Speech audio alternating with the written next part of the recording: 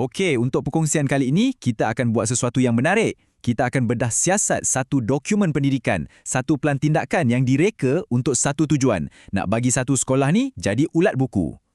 Soalan ni nampak mudah kan? Tapi jawapannya, ia bukan sekadar kempen atau poster. Ia perlukan satu sistem, satu jentera yang berjalan lancar di sebalik tabir.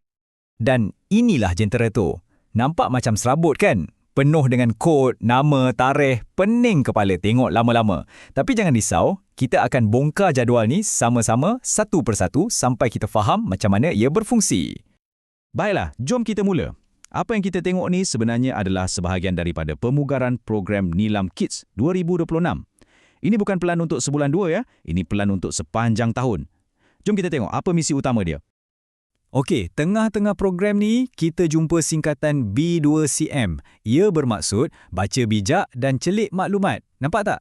Tujuannya bukan setakat suruh budak-budak baca, tapi nak pastikan mereka faham, boleh fikir dan tahu menilai apa yang dibaca. Itu baru bijak.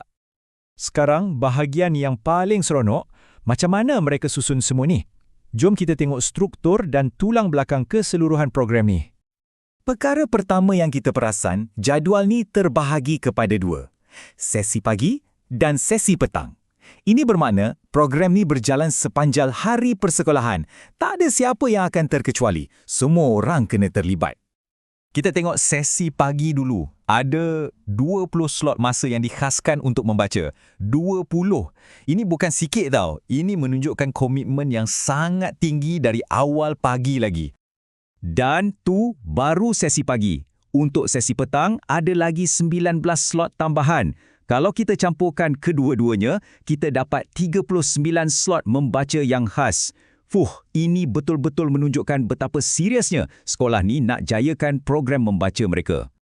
Tapi program ni bukan macam lari pecut. Ia lebih kepada lari maraton, direka dengan sangat realistik.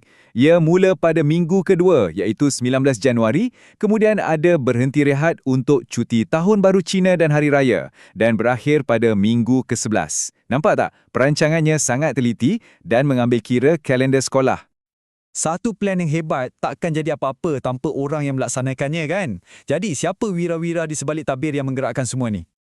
Kalau kita zoom in dekat jadual ni, kita nampak ada kolom khas untuk nama guru dan ia dipecahkan pula kepada BM dan BI. Ini jelas menunjukkan cikgu-cikgu bahasa adalah tonggak utama yang memimpin setiap sesi bacaan. Ya, BM tu bahasa Melayu dan BI tu bahasa Inggeris. Apa yang penting kat sini ialah kedua-dua bahasa diberi ruang yang sama rata.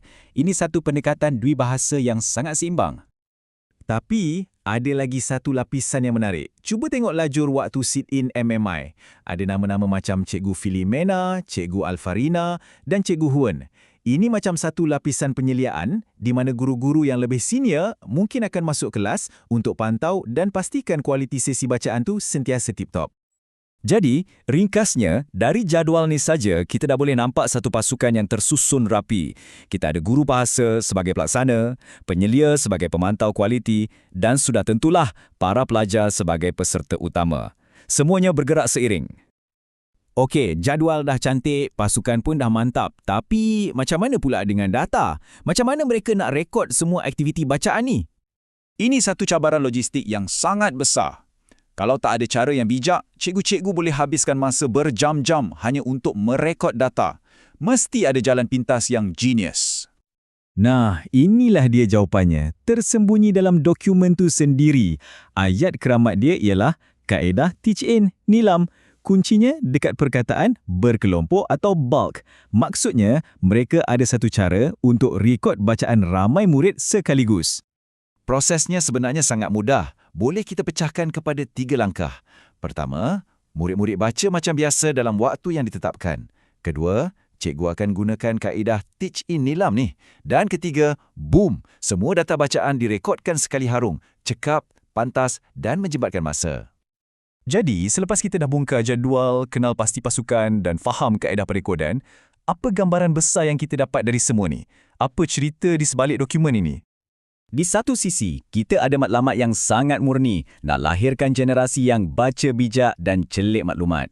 Tapi matlamat ni jumlah angan-angan tanpa apa yang ada di sisi sebelah kanan. Sistem yang menyokongnya, jadual yang teliti, pasukan yang komited dan kaedah yang efisien. Matlamat dan sistem, kedua-duanya perlu ada.